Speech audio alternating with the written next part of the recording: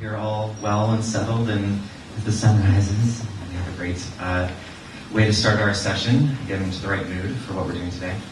Welcome to day 2 of the Imaginative Industry Series. If you haven't met me, I'm Daniel Northway-Frank. I'm the Industry Director here.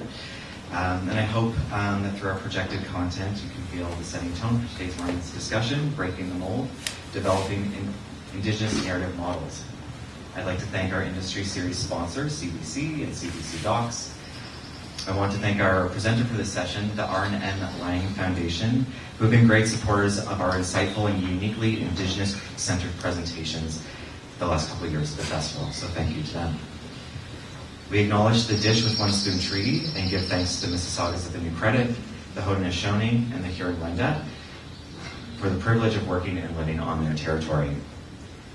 With mainstream media outlets built upon Western storytelling structures, Indigenous narratives and cosmologies don't often fit into these prescribed formats. From Willie Dunn to Shelley Nero, Warwick Thornton to Jeff Barnaby, other narrative forms have emerged in recent years that challenge on-screen conventions.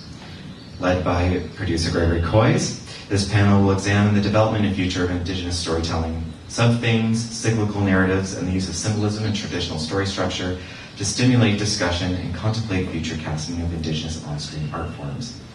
I want to thank all of our panelists today for contributing their time and perspective to today's discussion, and I'd like to introduce today's moderator. Gregory Joyce is a Vancouver-based producer who's worked extensively in the Indigenous broadcast community for over the last 30 years as an award-winning filmmaker and as an educator and writer. He's worked as a producer-director with the National Film Board of Canada, and his films have aired on many major networks in Canada. Greg has consulted and written for the Smithsonian at the National Museum of the American Indian in Washington, D.C., and has also worked as an instructor of video production techniques at Capilano University in Vancouver, British Columbia. Most recently, he produced and hosted Live from the 100 Years Cafe, an 8 times 1 hour long series featuring contemporary Native music for the Aboriginal People's Television Network and the CBC. And he's also the founder of Slow Media Community, an online video library that is actively disrupting the predominant sense of Indigenous relationships with media. So thank you so much, Greg, for coming to us. I know we've actually talked about this the last 2 or 3 years, and it's great to have a moment to engage and look at this topic. So thank you so much. And I will man this and be patient with me. Okay, Daniel, thank you. And good morning, welcome, Tansi, to all of you. It's a beautiful morning, and we've been treated to some incredible cinema thus far, so it's really good to be getting together to talk about it this morning. Opening night, I arrived in the afternoon, rushed from the airport. I got to the cinema on time, but it was full, so I was searching for a seat, and Zoe Hopkins, who many of you know, Mohawk filmmaker, who actually has a session today, or she would be here with the mothers, the cinematic mothers. Right, and so Renee is saying she made a decision to be here, which was great. But Zoe welcomed me into one seat that was available, fairly mid-row, so I went and sat, and we watched Holy Angels in Waru, and it was an amazing evening. And I recognized the bar had been raised. And Zoe said that a few people that she didn't know had asked her for that seat, but she decided to wait for somebody she knew because she recognized that it would result in a good visit. And it did. And that's one of the amazing things about this festival, is the good visit. So I'm hoping we can do that this morning. I'm sure we will. I want to introduce our panel. From Waru, we have Renee Mahi, Josephine Sturt-Tefu. Kara Mumford is here representing her film Red Card, The Tree. Is that right? Red Card World, The Tree, which is screening on Sunday. That's right, okay. And next to Kara is Diego Sarmiento, and his film is Green River, which is screening this afternoon. Diego, is that right? Yep. Okay. And next to Diego is Mari Let me move my pen. Uxie, who's going to do some translation if needed. So, just to introduce what we're doing, all the films, the filmmakers that are representing them here, like any good story, they work with characters and challenges. And in that, they're drawing on some of the oldest recorded storytelling traditions, right back to the first Greek mythologies. But I believe they have something else in common, and it began on the first night of the festival, with that incredible night, with Jay's film and the film from the Maori women. And perhaps it's our shared oral tradition. But what I'm seeing is a collective sense of time and space, or place, and how our stories and our characters find their way within that imagined context. We draw on ancestral knowledge and tradition. And we play in mold time so that it serves our stories. We draw on some of our oldest traditions and sometimes our ceremonies, as I found out in Waru. And it can become theater in real time. One of the highest forms of entertainment, I believe, because it draws on the truth that we all recognize. I've been working at home in BC with something called slow media, and you've been experiencing it this morning. I work with the elements of wind, water, and fire. And probably the best slow media for those in North America is the Christmas fire. That's slow media. That's it. It's still frame video, and it's dynamic and natural. I've been working with 12-minute masters, and if I do any edits, they're 1 minute and 20 seconds, so I'm expanding the timeline. And right now, I'm doing some research with a psychology lab at UBC, and we're looking at how it can be applied in the areas of health and wellness. And in regard to ceremony, what I experienced, because there are benefits on both sides of this process, on the producer side and the viewer side, and what I experienced on this lake shore, north of Montreal, an hour north of Montreal in the Laurentian Mountains, was something that we saw in Waru, and I believe it's ceremony. And the ceremony that I experienced was the ceremony of the lake giving itself to the sky. And I believe we are beginning to tap into some of that in our cinema, and I'd like to talk about that and other things this morning. And I'd like to begin with Waru, and get our panel involved here. And we said in the program that there would be room for question and answer on the end of the session, and we'll attempt to do that. And if anybody really needs to be involved in it, you're welcome. But to begin with, I would ask Renee and Josephine about the concept for Waru and how it evolved. And first of all, who saw the film on opening night? Okay, so there's half of us who haven't. I'm wondering if we should roll a little bit. Yeah. Maybe talk for 1 more minute. We can do that. We can So do you that. asked how conceptualized?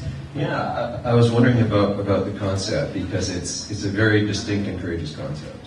So we really have to give credit to the producers, Kyle McNaughton and Kerry Wakia of Brown Sugar Apple Grunt.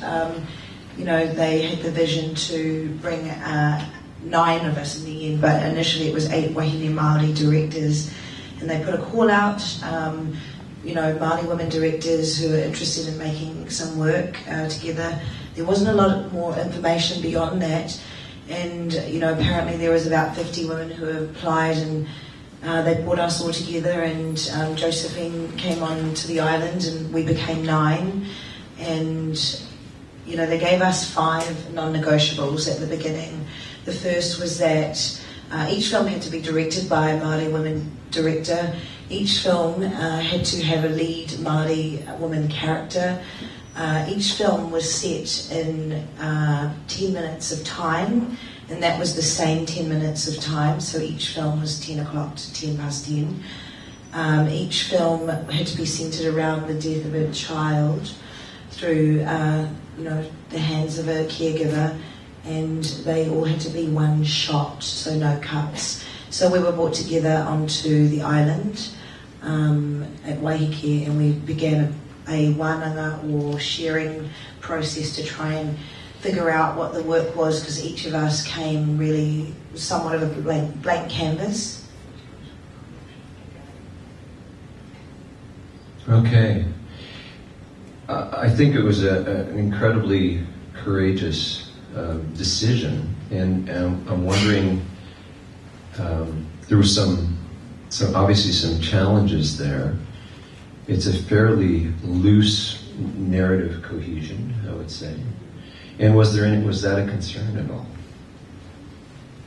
in terms of how the stories might or could fit together? No, I would say no. Yeah. I mean, we read each other's scripts constantly. We didn't read the final shooting draft. We read early drafts, so we could work in with what each other was doing. We also had Gregory Smith, who's one of the best writers in New Zealand, and her film was Charm, which was the first one. And she actually kind of script consulted for all of us as well. She's a phenomenal writer. Early on, when we were sitting on the table, and it's very kind of Indigenous probably framework to work, because we're in a circle, which was awesome, and we were going around. And I mean, when I first got on the island, I was in the thick of making another series in a community with very old elders, and so that was informing where I was at. And all I came with to begin with was, I just said, I don't know who, but somebody's coming to get our child. And so we each kind of went around and started to, feel out where, what part of this story, knowing, what we do about, that there is a child that has lost their lives, resonates with us in the close world and the wider world. So through that, we started sharing and talking about our own individual experiences. And, also there was a lot of craft on the table, to be fair. We knew the right questions to ask. We knew we really had to investigate the thematic question that becomes the basis, who these people are, we call it whakapapa, or the genealogy of our characters and how they connect to our boy.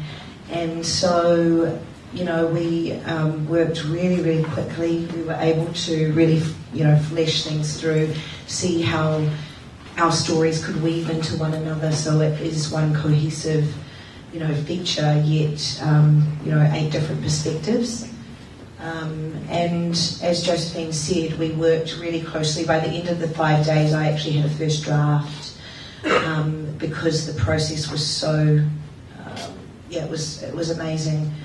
And we continued to keep in touch, look at each other's work, and really, even at timing, if there were crossovers.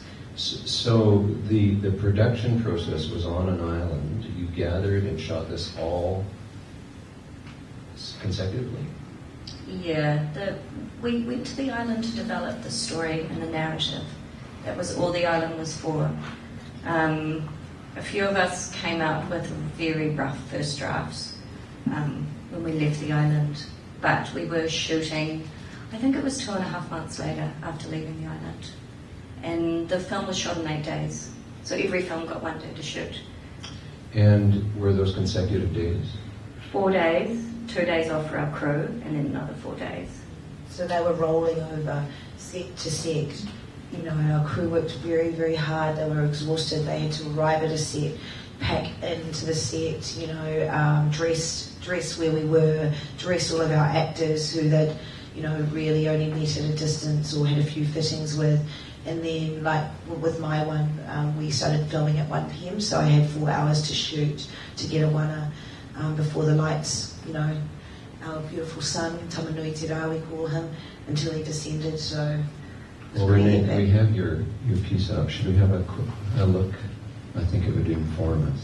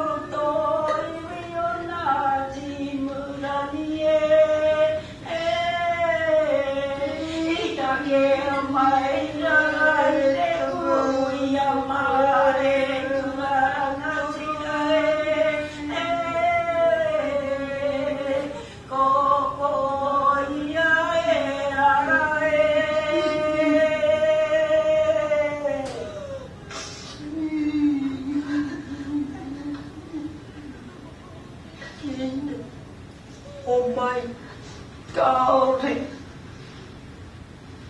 Now the going.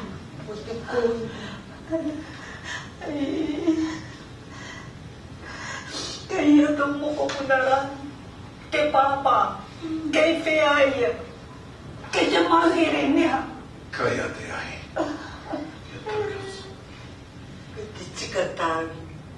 Iharata mo ko punaitaan. Kaya te mamo. O te taman. Taan mo ko puna. Kaya yan. Ikoy. Ikoy. Eki. Kay hiya ko'y naya ngayon. Kay chua pa kayo. Kay aratan. Awe, puta. Kay te way wa Mould. Ika, kawa ka. Ko'y iketo na ako. Kati, ko'y. May kuri mo. Pero peto tawa te hi. Kay kuri nung tawa ako. Nachika na chukui hoki na uni. Iniroi te pāke hau tātou tau. Aira, e nari hara no tāua. Ara tā tāua kai e hui. E o mai tapu tuaru. E mea no koi, kare nāmu kene tūru. Nā tēnā, pēr kia rātau mai. E tāuna te mokopu. Kore rawa tātou tikanga e āhei ki te takahi, te mana, te ihi, te wehi, te pukamatoko, te mokopu. Ano nei he atua. Mai, e mōhio ana, engari kore rawa. O mai, kare taia. Hai! Weho. Ka mate kāinga tai, kaora kāinga hua. Oia o te whare tapu, ngā tutupu. E hono tangata e kore e motu. Ka pāhe tau na waka e motu. Kao. Ko mo motu ki. Hei aha tāu. I honei ka tinei a tana mausi. Tukua mai, kia tau mai tana mai. Ko tanke te wairi wai kone. Me takoto te ure tārema ki te oki o ki ngā tika. Tēnā. Me aroha mai. Me aroha. E kore au e mate wheke. Ka mate ururua ki. Wai o, kia tau ai tana wairua. E te uru. Poti ke ngā atua, te wāhi mōna te paparita. Ko tutuki a koe e te roa. Ko tāna, e te tiki a nā kōrero ato kuia. Aroha mai taku kua o ngā tira. Aroha mai. Ara.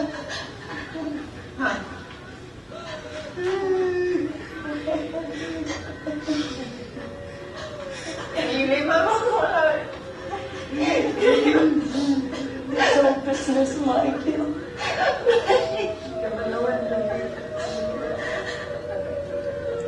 We think what's fixed for one.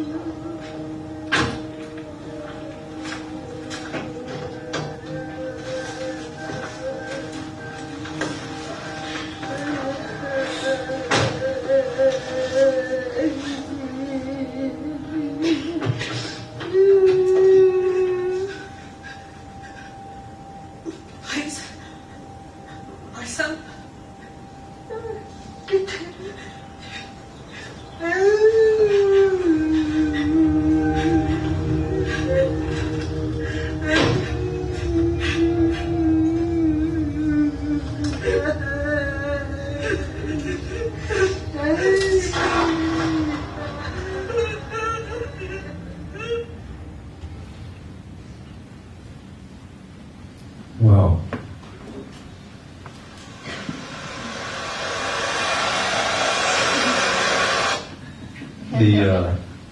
The acting, but the technical chops, the more I look at it, the more I recognize the incredible level of work. And what I'm sensing is that, well, first of all, this is more a ceremonial scene as opposed to slice of life, which a number of the other pieces were. Yeah, and we talked a little bit about that, you and I, in terms of the theatrical nature of that particular ceremony. Can you comment on that? Yeah, so it's really interesting at the top when you were talking about, Greek theatre. Because when I first came in, there's with my, offer of, I feel, it's right to take care of our boy's spirit and somebody's going to come and get him. I started throwing around, I said, I don't know why, but it reminds me of Greek theatre. I studied drama for like 3 years, and some of my favourite works are ancient Greek theatre, like Antigone, which also talks about burial rites. So that was definitely present in my early genesis of this story. And also, going back to your comment and around time, one thing that I really wanted to recreate or create with this film was the sense of timelessness, that this work that these women are doing to uphold through immense pain the law of our society, Māori society, L-O-R-E, was work that they were doing on behalf and with multiple realms.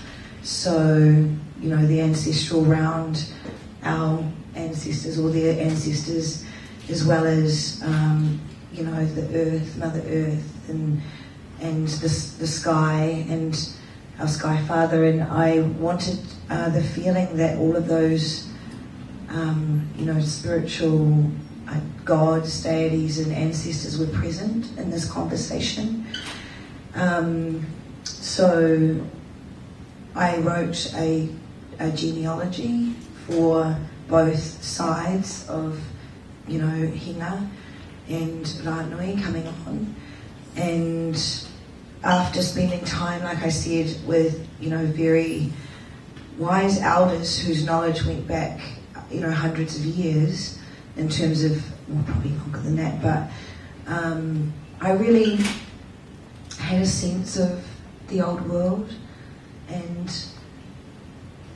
the way that we thought and the care and consideration that we took in making our decisions that were really, not just about the individual, but about the whole tribe and those on the other side.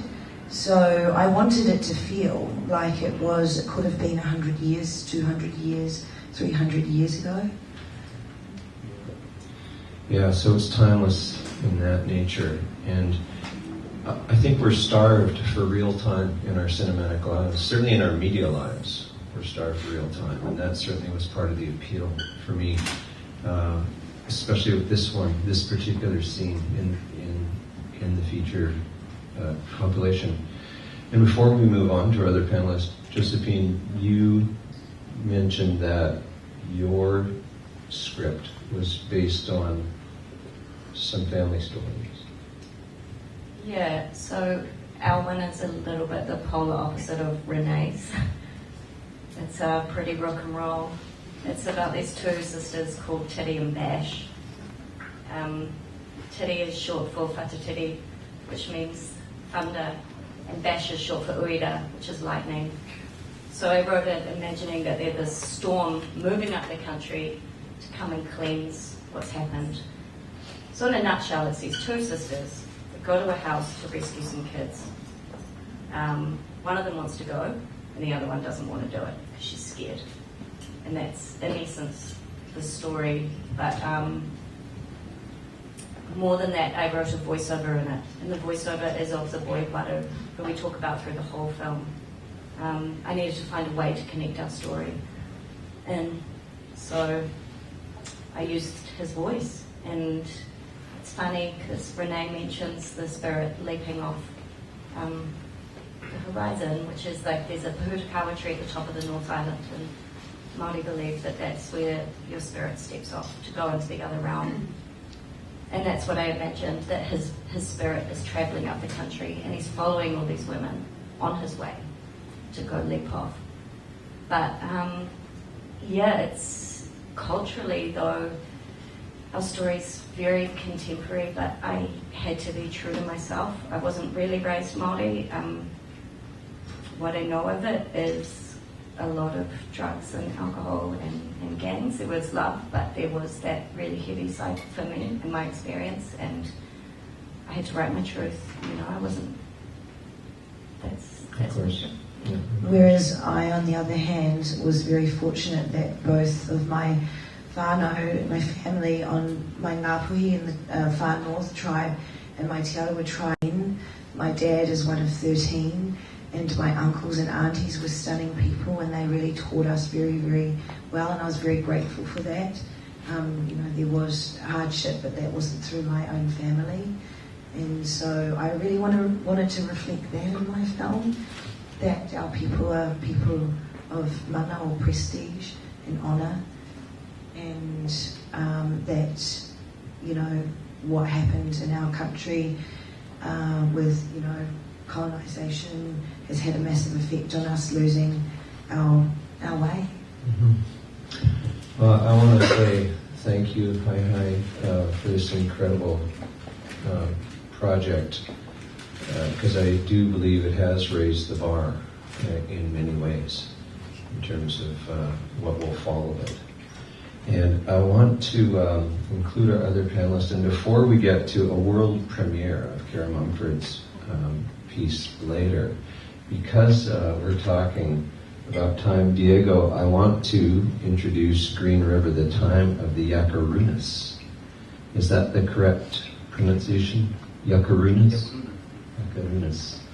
It's playing this afternoon at 2 p.m. We're gonna see an excerpt from it. So maybe Diego, we could start with the excerpt. Do you recognize this scene that's on the screen behind you? If you want to give a little quick introduction, Diego. Yes, it's one of the house of the characters. Okay, yeah. And we're going to, let's just have a look. Well, let's just roll on the video and then we'll have a discussion.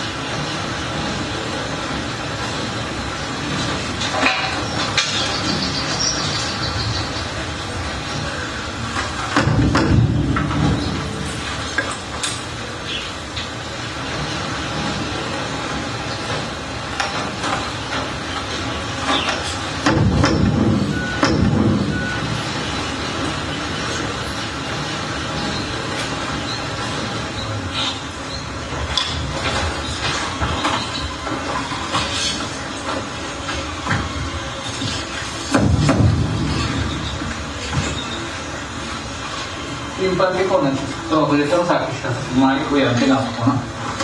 Ma necesitava. Qui da con ya pensare. Questo canno marca un scarico.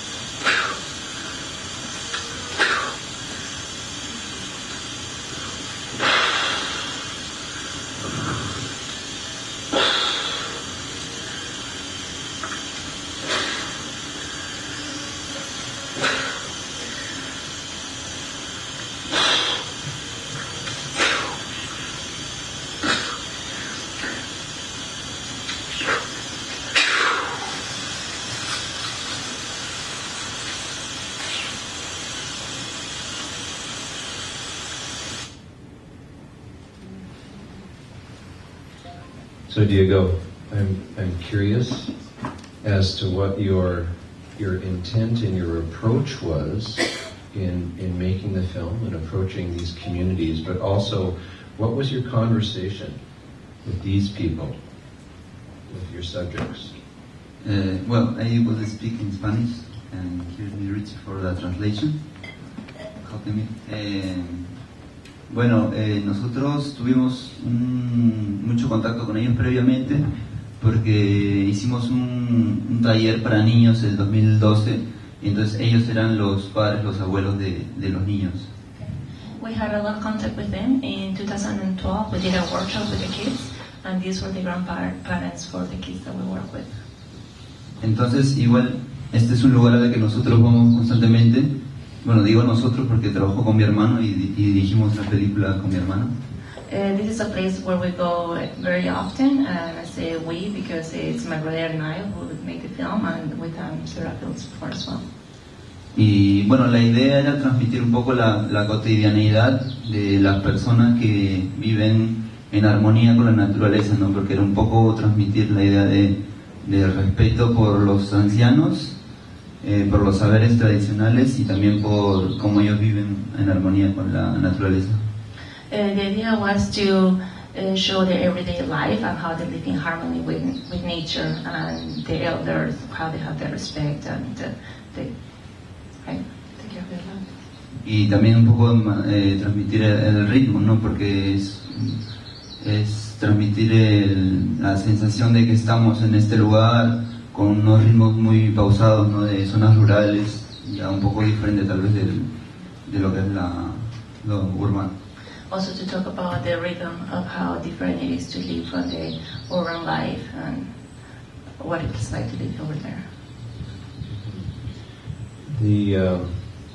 And just thinking from a shooting point of view, I mean, there are edits, but there's this incredible depiction of time again. It's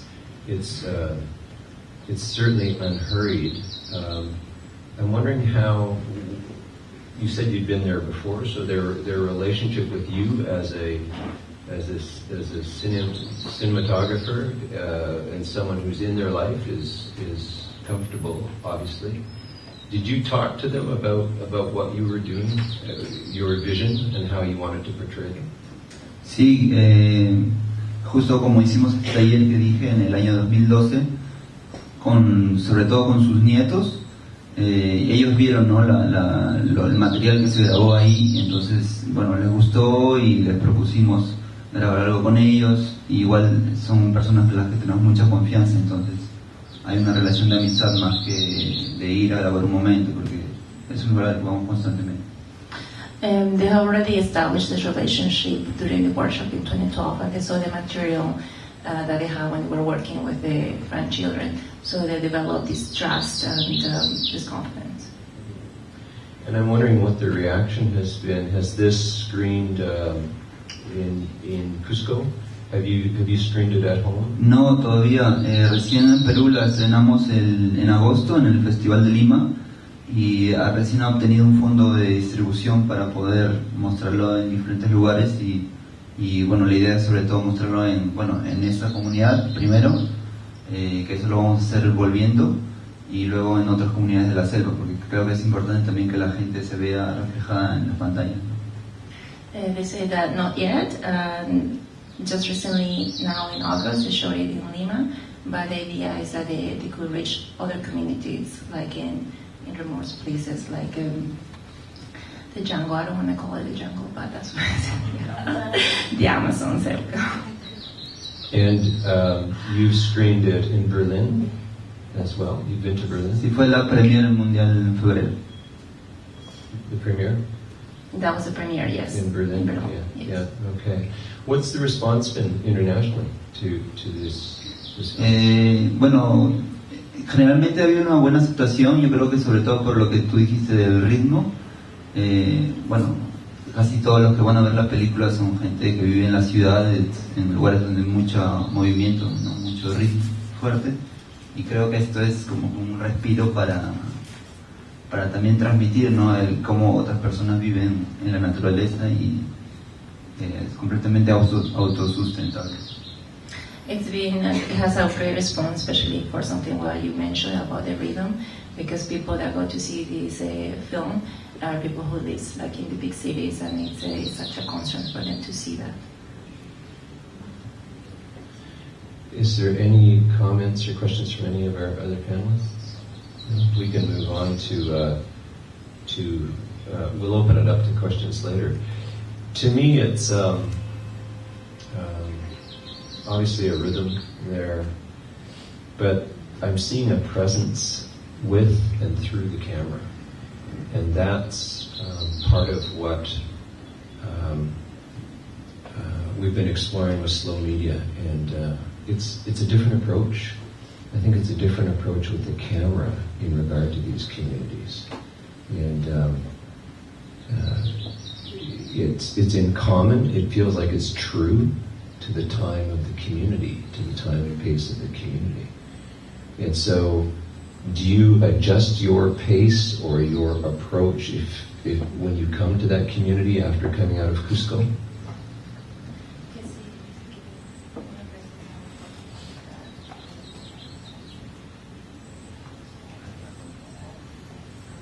Bueno, sí, la idea es siempre tratar de que las personas se sientan lo más cómodo posible, porque no son gente que está acostumbrada a tener una cámara a tal lado, pero creo que ayudó mucho la confianza, ¿no?, que hay con ellos, y bueno, siempre era tratar de ser lo más respetuosos posibles y ir a los momentos que ellos nos decían, ¿no?, más que nosotros decir cuándo íbamos a grabar. Yeah, there was a little bit of adjustment because people are not used to seeing someone with a big camera, so there was a lot of respect from their side that they would go to the places where they knew that they were welcome, they wouldn't impose themselves on them. So there was a lot of trust between them, and that's how it feels like there was a flow. Mm-hmm. And I noticed that you and your brother are credited as writers. No, mi hermano fue el de la idea general del guión, digamos, y los dos la dirigimos, y yo hice más la cámara. The brother was who wrote the script, and both of them were the director, and he was working with the camera. Okay. So does the writing reflect the shooting, or are you in most often in documentary we're writing outlines, we have a sense of what we're doing, and then we do a lot of our writing in post-production. So I'm wondering about the writing process. Was this written in advance, this approach, this vision, for this sense of community and time? Sí, creo que, bueno, con mi hermano ya venimos trabajando hace 10 años, ese es nuestro primer largometraje, y creo que ya hemos encontrado una manera de complementar el trabajo, ¿no?, de que hace uno con el otro, Pero sí, en la edición fue un trabajo muy importante porque ahí fue el que se decidió dar el ritmo, ¿no? Cómo iba a ser el lenguaje cinematográfico. Him and his brother has been working for over 10 years, so they have already kind of developed a style. And so during the time of the editing, it was when we say, okay, this is the flow, now we want. Okay, great. Well, thank you. Thank you very much, Diego. And we look forward to seeing the full film this afternoon. Yeah. Kara, I'd like to move on to your new work, and it's very exciting because this is hot off the press, right? Yeah, I just finished editing it on Tuesday.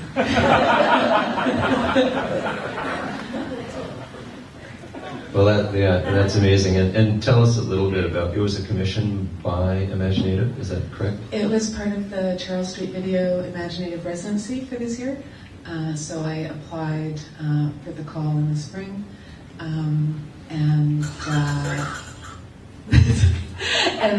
so I was able to use equipment from Charles Street Video as part of this. So I had free access to the equipment that they owned and discounts to the third-party equipment, and a little bit of money from Imaginative to cover some costs, and then a lot of goodwill from some friends. Great. And what was it about that call for proposals that appealed to you? Why did you respond the way you did?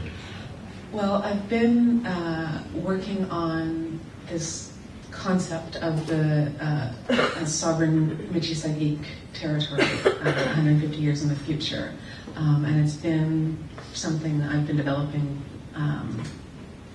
for the last year and a half, maybe, in terms of the world building. And part of it, I was already starting to think of a different, more positive approach to the future. I've been reading so many dystopian novels and watching dystopian movies, and I do really love the genre, but it's also really depressing when you feel like you're living in those times. So back in 2012, Leanne Simpson performed a piece that's now called She's Sang Them Home. It's about the salmon returning to the Otanabe River, the Watanabe River, and they used to migrate up there into Michi-Saagiig territory. And so the spoken word piece was written 100 years in the future to the first, and she was the first salmon coming back. And it was just something really so powerful about that. And I started thinking about, well, what if we started imagining the world that we want rather than the world that we're afraid of? And so I started doing that. And then all these calls for Canada 150 came out, and I'm like, so I'm like, I want to look at the next 150 years, not the last 150 years.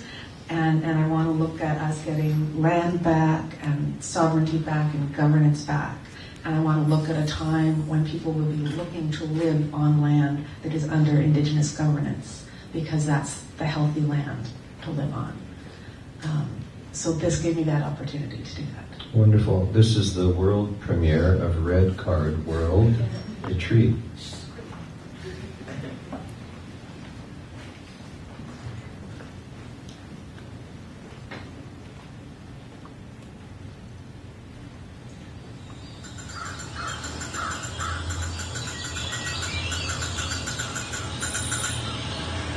Something is going on. There's going to be a new threat.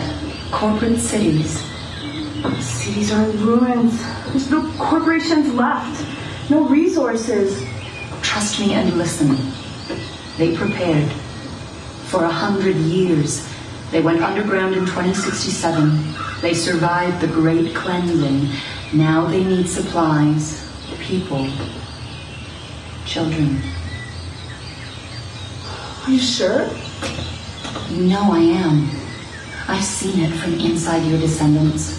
I know your history and your future history. Why is it always the children? Not a very quiet shadow, are you? Why are you following me? You were supposed to take me with you to collect medicines. And I told you I would do it another day. Do your parents know where you are?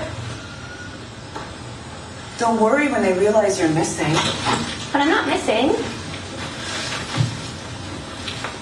I'm with you. You should stay on the farmer's settlement. It's not safe. Why? Why won't anyone tell me what's going on? No gloves. No port. It's not a port. It's a portal. Well, then who are you talking to? What would you say if I told you I was talking to my great-great-great-great-grandmother? Through the tree? Through this grandmother tree that is over 650 years old. How does it work?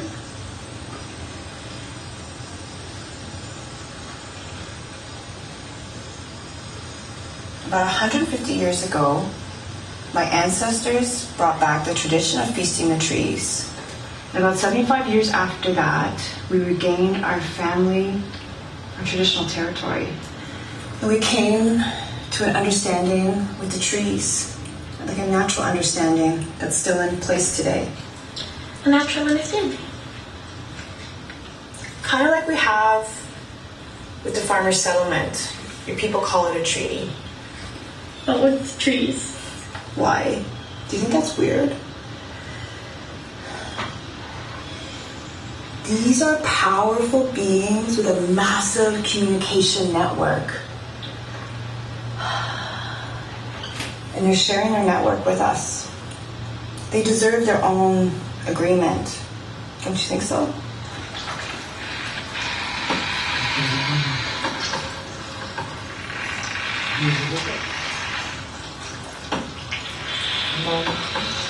I don't know what kind of tech they have. Can you take cover somewhere? It's not that kind of forest. What? I was actually talking to the tree, to my ancestors.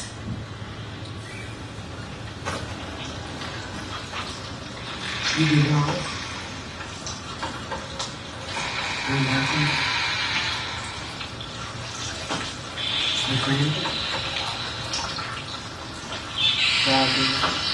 What is that? She will protect us.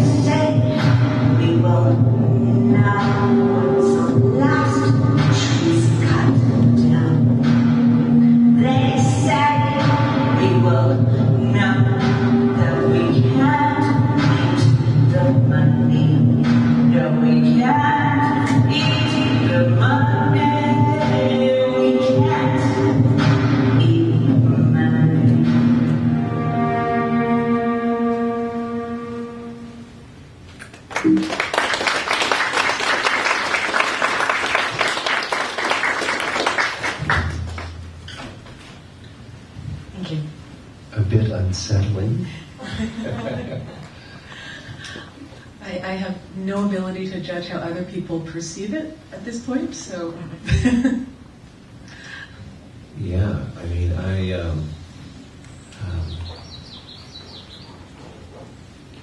the future through Indigenous eyes. Yeah, it's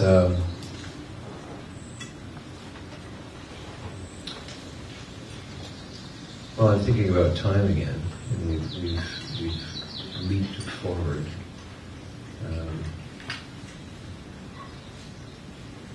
I'm a bit.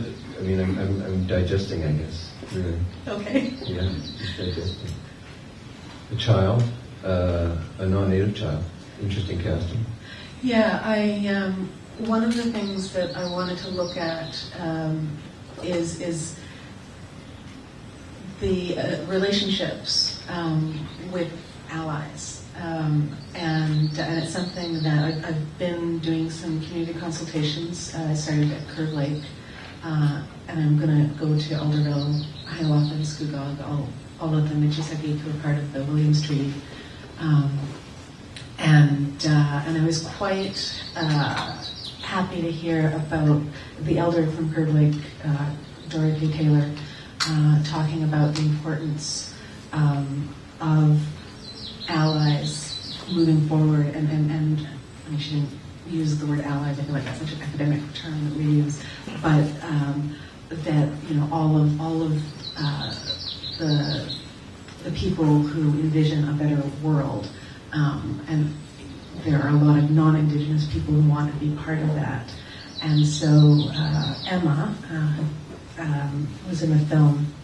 She's actually part of a group called Mano. It's an Anishinaabe culture play group, I suppose. I think it has a better term than that. But it's for families, like the children and parents, to come and learn language and culture through art making and physical activity and lacrosse and learning stories and dance. And last year they focused a considerable amount of time on the Seven Fires creation story, with Nicole Bell coming in and telling it several times, and they drew murals and they danced and they made sounds, and they even did a radio show bringing us all together. And so Emma and her mom, Judith, are part of that, and that's how I met them initially. So I remember when I was thinking about this future world and people coming to live on Indigenous territory, agreeing to live under Indigenous governance. And so I was thinking, well, who could I imagine being there? And I'm like, well, Judith and her family, obviously. So I thought it would be really nice to work with her daughter in this. And then Christine Friday, who plays Migazi Quay, not that I'm going to use their names in the script, but she is Tamadani Anishinaabe, and we're working together on a dance film that we shot this spring, and hoping to do a feature with that. So when I first told her about this concept, I originally was working with a couple of youth, and one of them was going to act in it. And then she ended up getting a modeling gig, big contract. And that the sacred business can take place, and had the camera had just kind of meandered around like this, I wouldn't have been able to create that spiritual flow. So yeah, it was really, really important that we weren't just shooting for coverage. One of my rules is I try not to ever shoot for coverage. Yeah. And I loved the black wardrobe, which acted as this beautiful natural white, right? There was this constant white that was going on for the frame, which is great. We have time for one more question. Hi there. Comment? Question for the first two filmmakers. What processes or protocols did you follow to create the ceremonial aspects in the pieces? And or if you're capturing a ceremonial moment, how do you do that in a way that's consistent with protocol? Yeah, so I think I've said before, you don't stop being a Māori because you're making a film, so it informs everything, right down to, for me, the way that I work as a storyteller, and I have since I was very little, and I was writing poetry, is that I hear it, or I see it, it starts to come to me. So I quite often, ask my ancestors to guide me in my journey, to ensure spiritual safety, to, if I'm supposed to tell the story, for them to open up the way with this film, because we're dealing with quite sacred things.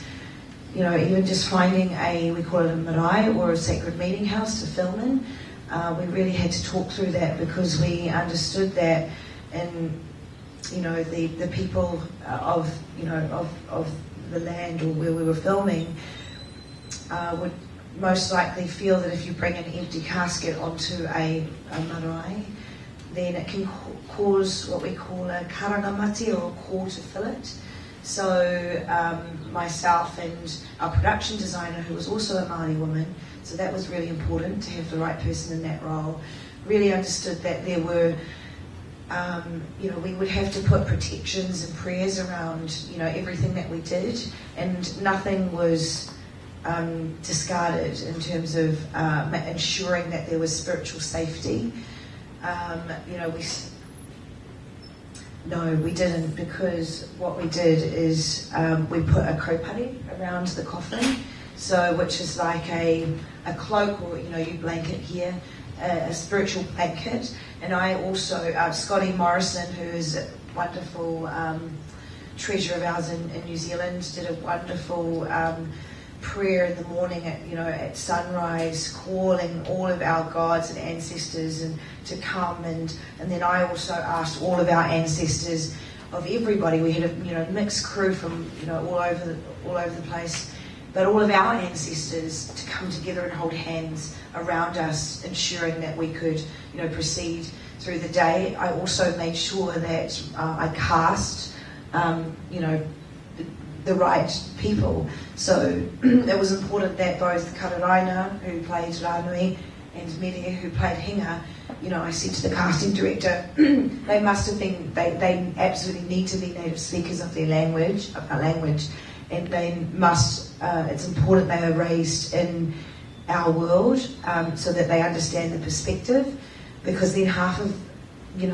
everything's already done. So we had our own prayer around, certain things, and we turned up to the marae with my actors for rehearsals for 2 days, and unfortunately something had gone wrong, and a proper official welcome hadn't occurred. And so, I said, there's no way we're coming on. So we waited until there was an elder who could get there 2 hours later, but we stood up the front and we just ran the lines and stuff, because we knew that, we needed to get on with the rehearsal, but when we bust past those processes, the rest of it just starts to go wrong, and it's about respect, because we were going to bring a very heavy, work and ritual into the space. So it was worth it, and we had such a blessed shoot day. And one of the makeup ladies said to me the next day, because I was really focused doing the takes, and she said, I just want to let you know, we were in the kitchen dining hall area, hiding, and 3 times when you went to take, in 3 takes, the coffin off, all the taps in the kitchen just spontaneously went off. And I said to her, that's, we call it wai aroha, or tears of love from the ancestors, who at that very, moment I said they were crying with us, and that's how we know that we were supported in the work that we were doing, because the day was just, there wasn't much that went wrong. Yeah, so that's the process we undertake. Wow, thank you for that. I feel like,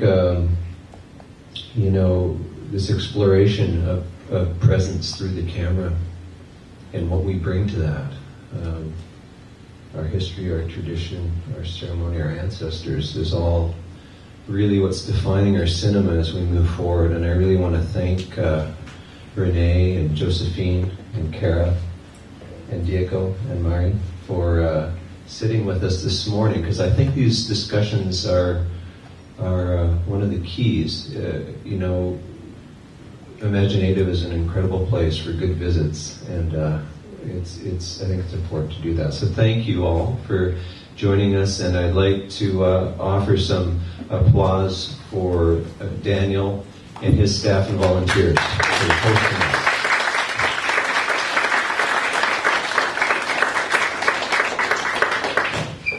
Thank you, Greg, and thank you everyone for coming today and just making it to the festival. And yeah, plug it. Red Card World is playing. It's playing on Sunday, but it's also available as a download as a perk for under crowdfunding to the dance film. So you can go to my website, caramumford.com, and the blog will send you there. We've got a film playing on Saturday, another short that I made in collaboration with two other Indigenous filmmakers, one from here and one from Australia, and we made it in 72 hours. It's at 1 p.m. on Saturday if you can come. Kia ora. Okay, last plug, you can check out more Slow Media on our Vimeo channel. If you look at the Slow Media community on Vimeo, you'll find it.